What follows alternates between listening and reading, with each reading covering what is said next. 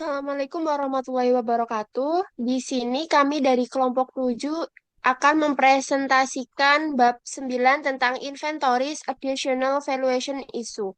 Pertama-tama, izinkan kami untuk memperkenalkan diri dimulai dari saya Rizky Vina Arlita dengan NPM akhir 153. Saya Safira dengan NPM akhir 134. Dan saya Nisa Bella Saya Saputri dengan NPM akhir 135. dan saya Saira Widya dengan NPM akhir 168. Oke, selanjutnya yaitu pengertian LCNRV.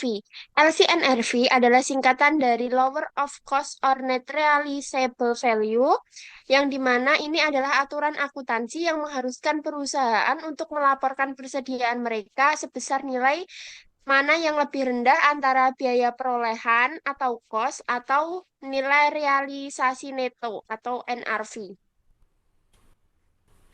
Selanjutnya yaitu prinsip dasar LCNRV, yaitu persediaan pada dasarnya dicatat sebesar biaya perolehan atau historical cost. Namun, jika kegunaan masa depan barang tersebut menurun akibat kerusakan, keusangan, atau penurunan harga, maka perusahaan harus meninggalkan prinsip biaya historis dan menurunkan nilai persediaan ke nilai realisasi neto.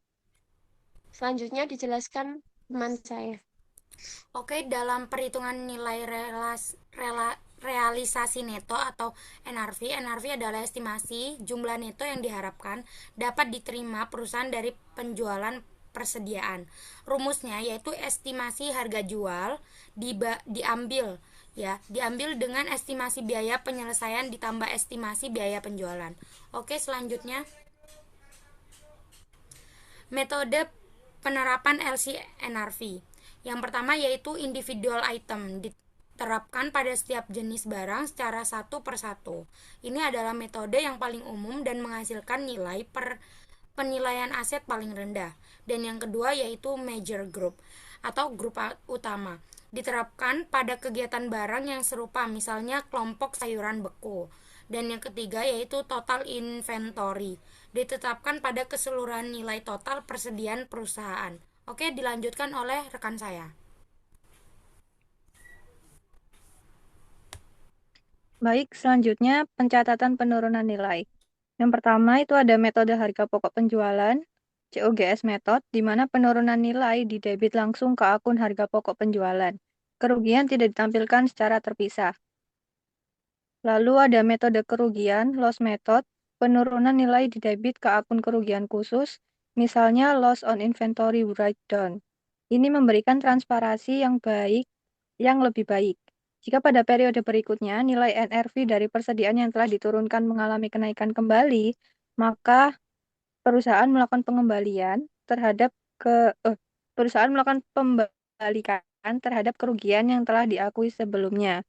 Dan untuk batasannya, jumlah pemulihan nilai tidak boleh melebihi jumlah penurunan nilai asli, di mana maksudnya tidak boleh dilaporkan di atas biaya perolehan historisnya. Selanjutnya, untuk selanjutnya penilaian berdasarkan nilai realisasi neto atau NRV, di mana ada aset agrikultur, aset biologis hewan atau tumbuhan tanaman hidup, lalu yang kedua ada hasil agrikultur, di mana contohnya produk yang dipanen, lalu ada pedagang perantara komoditas, broker trader, di mana mengukur persediaan seperti gandum ataupun logam mulia. Selanjutnya akan dijelaskan oleh teman saya. Berikut di sini saya akan menjelaskan tentang nilai penjualan standalone relative basket purchase. Sering digunakan ketika perusahaan membeli sekelompok aset yang berbeda dalam satu harga total atau lump sum. Mekanismenya yaitu total biaya pembelian dialokasikan ke tiap unit berdasarkan proporsi nilai jual relatif masing-masing aset. Nah, hal ini bertujuan untuk memastikan tiap unit memiliki harga pokok yang mencerminkan potensi pendapatan dan karakteristik fisiknya, misal kavling tanah dengan ukuran atau lokasi yang berbeda. Next. Komitmen pembelian atau purchase commitment, yaitu pencatatannya umumnya dicatat sebagai aset atau liabilitas saat dikontrak ditandatangani karena barang belum diterima.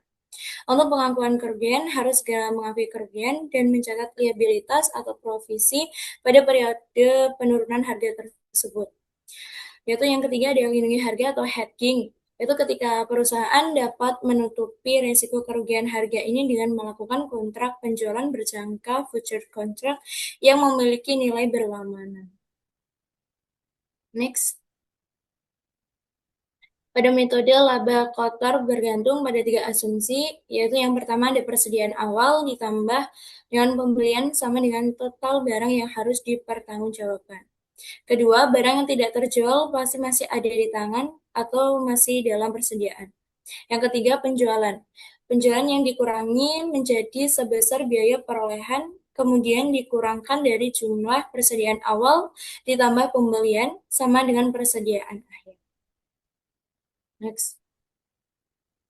Oke, sekian presentasi dari kelompok kami. Wassalamualaikum warahmatullahi wabarakatuh.